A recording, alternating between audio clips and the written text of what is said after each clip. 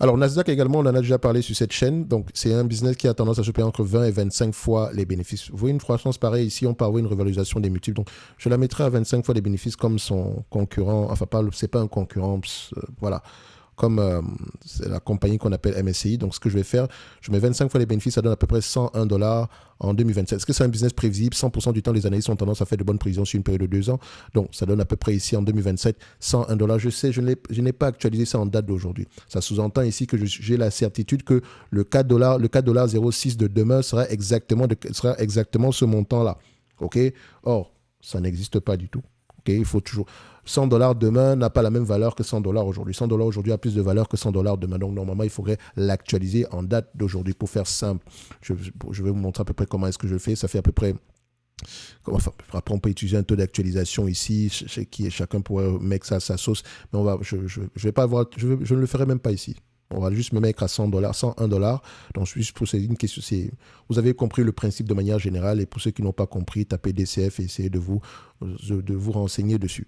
Donc, 101 dollars, moins la dette nette, 16 dollars. Et je ne fais pas de DCF dans tous les cas. Donc, comme j'ai dit, ce n'est pas la partie la plus importante. La valorisation, c'est la partie la plus facile. C'est surtout la compréhension du business ici qui prend plus de temps. Et donc, je pense que c'est à ce niveau-là qu'on doit prêter plus attention. Donc, 101 dollars moins 16 dollars, ça donne à peu près 85 dollars. On constate ici que Nasdaq pourrait être légèrement sous-évalué.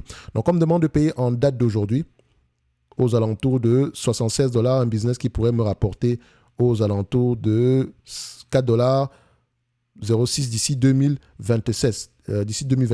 Donc, si on regarde également par rapport au free cash flow, histoire de voir si les deux vont dans le même sens, on a à peu près quelque chose de similaire ici. Donc, prendre à 25 fois les bénéfices sous-entend que la croissance va continuer. Donc, il faut faire attention ici. OK?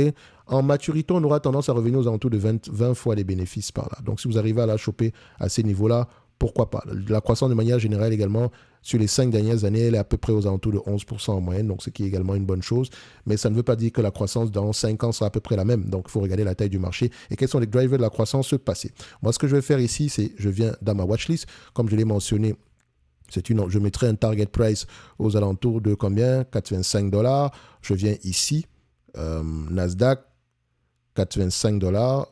On va juste ajuster ça. Je mets 85 dollars l'action et je mets la date d'aujourd'hui. La watchlist est disponible ici pour tous ceux qui sont dans le service Top Premium. Donc, vous avez un lien ici en description de la vidéo. Donc, je pense, c'est le même lien dans tous les cas de figure. Donc, j'ai mis à jour ici et ça montre que la Nasdaq est légèrement sous-évaluée. Mais bon, on paye 25 fois les bénéfices ici. Ce n'est pas l'opportunité du siècle, mais tout va dépendre ici de la taille du marché. Comme je l'ai dit, ceci n'est que mon point de vue et non un conseil d'investissement. Comme d'habitude, je me réserve pleinement et royalement le droit de me tromper. Merci, au revoir.